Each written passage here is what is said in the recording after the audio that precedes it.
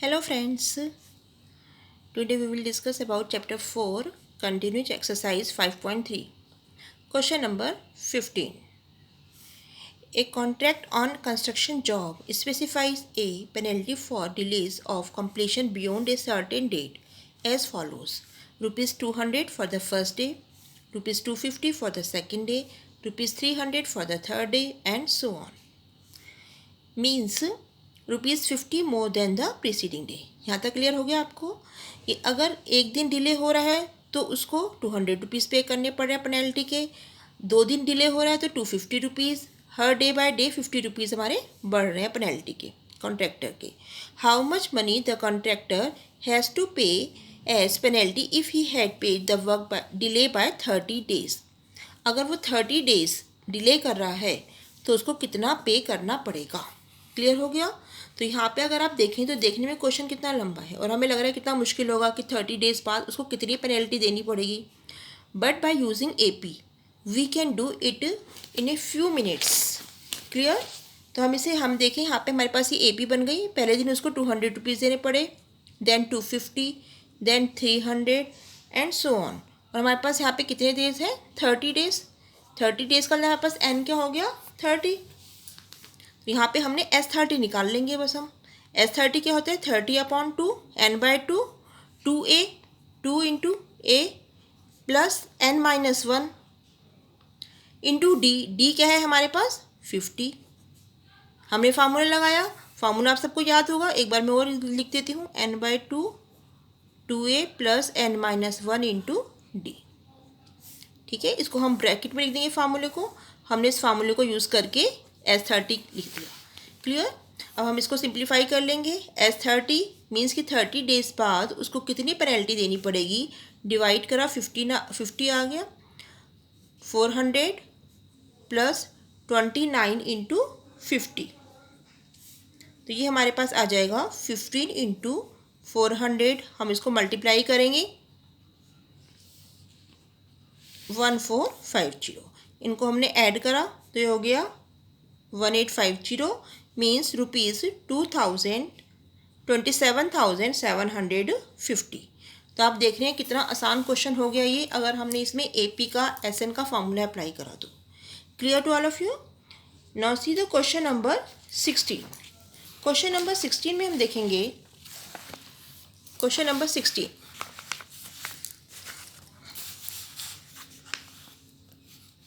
A sum of ₹700 to be used to give 7 cash prizes to students of a class for their overall academic performance। Total हमारे पास ₹700 हैं और वो हमने students को दिए उनके एकेडमिक परफॉर्मेंस के हिसाब से। If each prize is ₹20 less than the preceding price, अगर हर प्राइस ₹20 कम हो जाए, find the value of each of the price. तो हर प्राइस की हमें वैल्यू बतानी है। टोटल कितने प्राइस है यहाँ पे? 7। अगर फर्स्ट वाले को मान लो X रुपीज़ मिल रहे हैं तो सेकंड वाले को उससे ₹20 कम मिले, X-20। थर्ड वाले को फिर X-40, फिर X-60। तो 20 रुपये कम होते रहेंगे, लेकिन जो टोटल प्राइस बनी है वो हमारे पास कितनी है? 700। क्लियर। तो इस क्वेश्चन को हम करेंगे। यहाँ पर हमारे पास टोटल SN हमें दे रखा है। SN हमारे पास यहाँ पे कितना हो गया? क्वेश्चन नंबर 16 में SN हमारे पास हो गया 700। D हमारे पास क्या हो गया? -20, क्योंकि हमारे 20 रुपीज़ कम हो रहे हैं। और N हमारे पास क्या हो गया? 7, क्योंकि टोटल हमारे पास 7 प्राइसेस हैं। अगेन हमने SN का फार्मूला अप्लाई करा, n/2 2a plus n-1 into d। तब आप यहाँ पे देख रहे हैं हमारे पास N भी है, SN भी है, D भी है। हमें सिर्फ A हमें कैलकुलेट करना है यहाँ से। तो हमारे पास इक्वेशन बन जाएगी और A की वेरिएबल है, उससे हम A कैलकुलेट हम कर लेंगे। A कैलकुलेट करने के बाद हमारे पास सारी आ जाएंगे कितने कितने के प्राइजेस होंगे।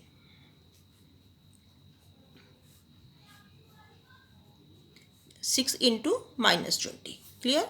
ये कट जाएगा हमारा 100 आया। 100 into 2 is 200 is equal to 2a minus 120। -120 हमारे पास लेफ्ट साइड पे आया तो ये हो गया 200 plus 120 means 320 is equal to 2a। तो ए की वैल्यू हमारे पास क्या आ गई 160 rupees.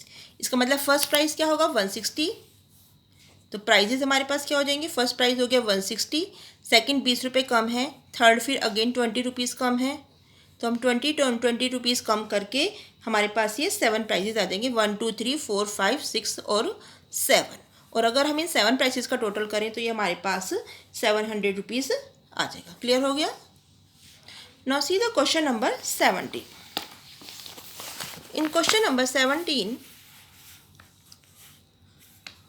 in a school, the students thought of planting trees and around the school to reduce the air pollution. ठीक है, प्लांटिंग ट्री के बारे में सोचा बच्चों ने। It was decided that the number of trees that each section of each class will plant will be same as the class in which they studied. For example, a section of class 1 will plant 1 tree, section of class 2 will plant 2 trees.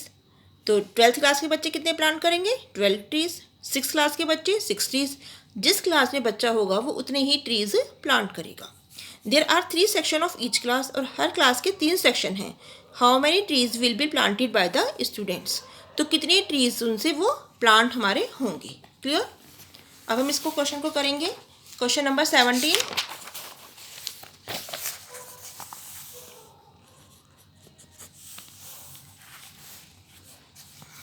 हमारे पास कितनी classes है बेटा, classes हैं हमारे पास 1 2 3 4 up to 12th class तक है। तो हर class में 3 सेक्शन हैं। तो फर्स्ट क्लास ने कितने ट्री प्लांट किए 3, सेकेंड क्लास ने 6, देन 9, देन 12। तो 12 क्लास ने कितने किए 36। तो हमारे पास ये देख रहे हैं हम क्या बन गई 3 3 का डिफरेंस आ रहा है। तो ये हमारे पास क्या हो गई एक AP, और हमें बताने हैं इसमें टोटल ट्रीज कितने प्लांट होंगे। ठीक है, तो हमारे number of trees planted by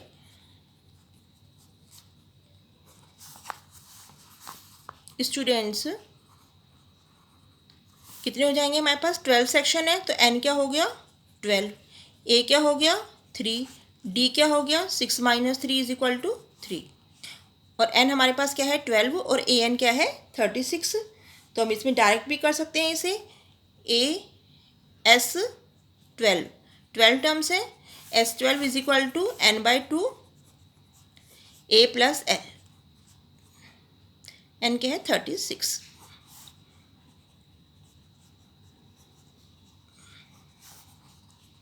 two 234 trees plant होंगे। अगर आपको लास्ट की टर्म नहीं समझ में आ रही कि 12 × 36 कैसे निकालेंगे, तो आप इसमें A + 2A + N - 1D वाला फार्मूला भी लगा सकते हैं, तो उससे भी यही हमारा सेम रिजल्ट आएगा। तो क्लियर हो गया।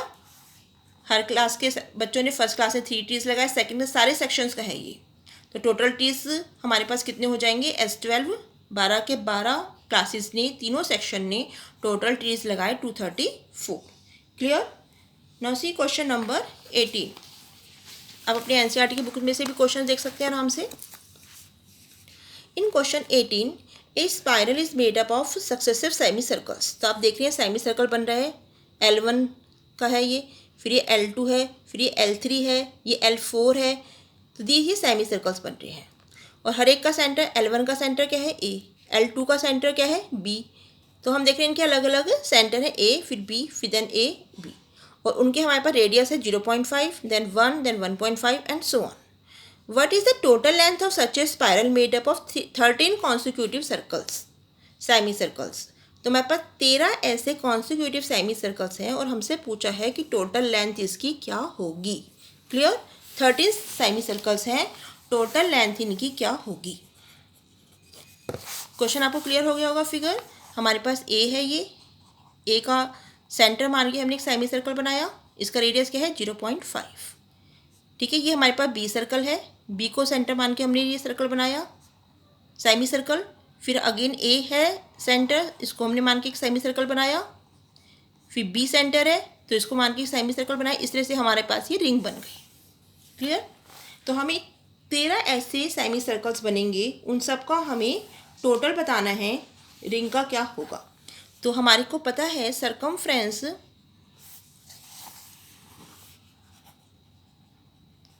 Of semi circle semi circle का सर्कमफ्रेंस क्या होता है बेटा, पाई इंटू आर।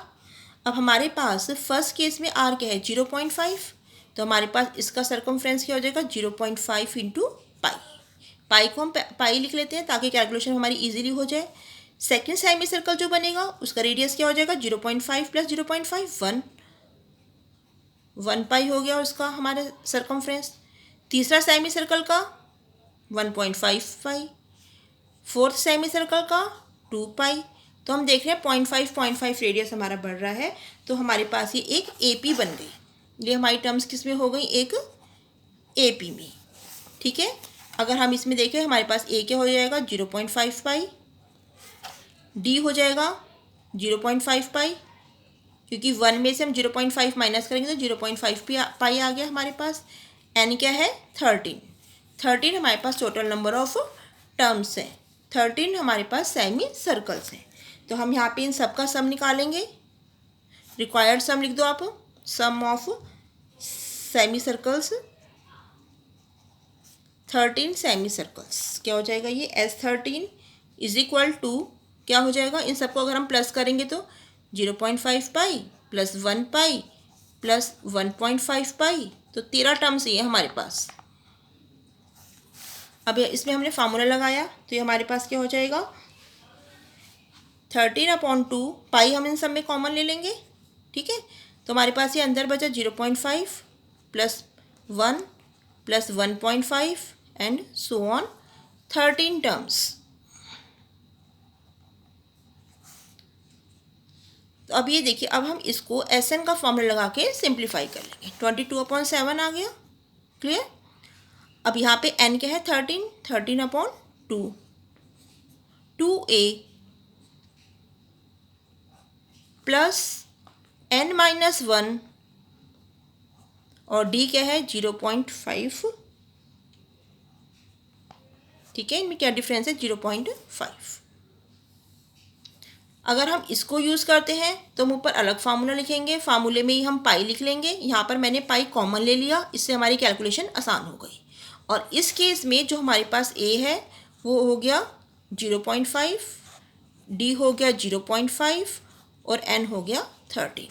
इनको यूज़ करके हमने ये लिखा है, क्लियर है। ऊपर का आपको इस तरह समझाने के लिए बताया था बेटा कि अगर इस तरह से हो तो हम इस तरह से इसको कर सकते हैं, और हम कॉमन ले लें पाई को तो हमारी कैलकुलेशन ही ईजी हो जाएगी ऐसे। अब इसको हम सिंप्लीफाई करेंगे, तो ये हमारे पास हो गया, हमारे पास लास्ट स्टेप आया था 22/7, 13/2, 2 इंटू 0.5 प्लस 12 इंटू 0.5। 2 से हमने इसे कैंसिल करा, 11 आ गया, 11 इंटू 13/7, 2 को इससे मल्टीप्लाई करा, 1 आ गया, 12 को हमने इससे करा, 6 आ गया, 6.0 मीन्स 6। तो 11 इंटू 13/7 इंटू 7, ये हमारा आ गया 11 into 13 which is equal to 143 centimetre. It is the sum of the consecutive rings is equal to 143 centimeter. Thank you very much and do practice.